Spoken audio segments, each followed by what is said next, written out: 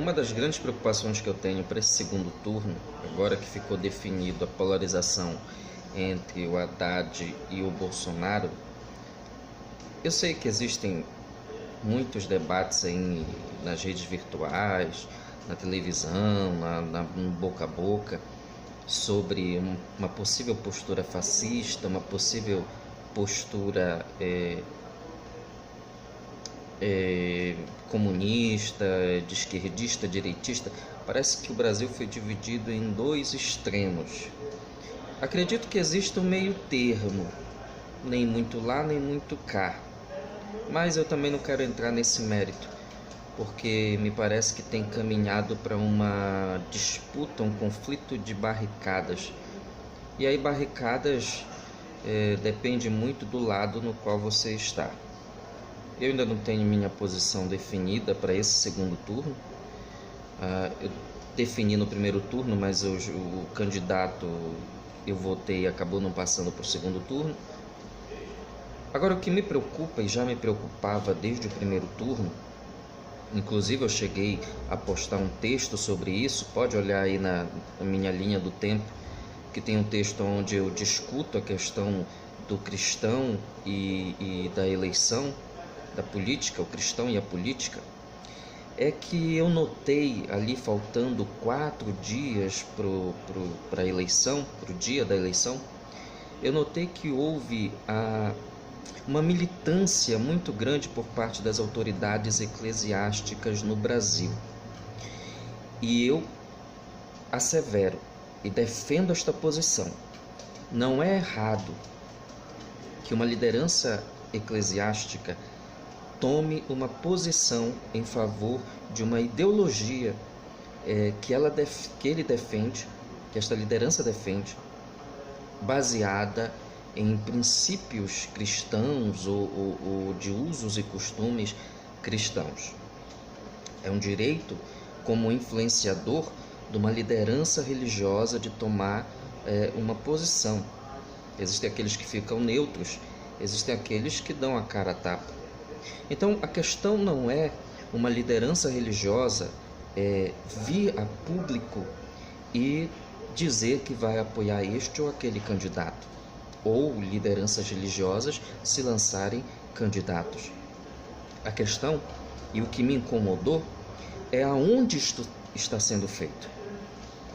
O pastor presidente das Igrejas Assembleias de Deus, pastor José Wellington Bezerra da Costa, que na verdade foi pastor durante muitos anos, pastor presidente, hoje ele passou o cajado para o filho, veio a público durante um culto, usando o púlpito da igreja, e manifestou o apoio dele a um candidato X.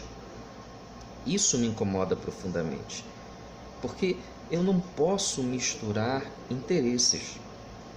O interesse religioso, o interesse espiritual é um. O interesse político é outro. Existem hoje em dia muitas formas e muitos meios para que uma liderança eclesiástica manifeste sua posição. Eu vou tirar o chapéu aqui para o pastor Cláudio Duarte. O pastor Cláudio Duarte também tem posição, mas ele veio a público nas redes virtuais dele. Ele usou a própria página, ele não usou púlpito de igreja. Eu tenho para mim que nós devemos ter resistência com isso, nós, membros de igrejas, seja qual for a denominação, devemos ter resistência com relação a isso. Porque quando nós saímos de casa e vamos ao culto adorar a Deus, nós não vamos com a intenção de ouvir posicionamentos religiosos. Se o meu líder quer fazer um posicionamento religioso, ele faça como Cláudio Duarte. Ele use a internet, use o Facebook, use Instagram, use o WhatsApp, use páginas de internet, use televisão, use rádio.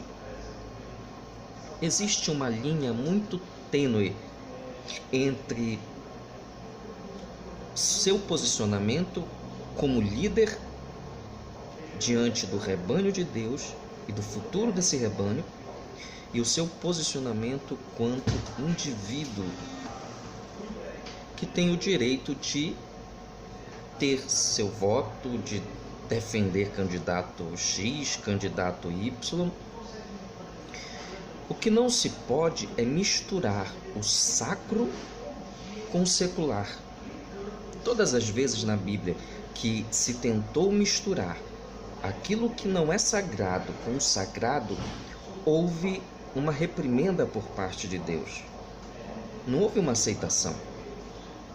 Então, eu preciso entender que eu tenho que manter a minha serenidade. Eu falo isso porque agora, como um candidato X está sendo apoiado pelas massas de lideranças religiosas do Brasil, eu fico preocupado que isso leve a um afoitamento, uma afoiteza muito grande por parte dos líderes religiosos do Brasil, e que eles comecem a cruzar deliberadamente essa linha tênue.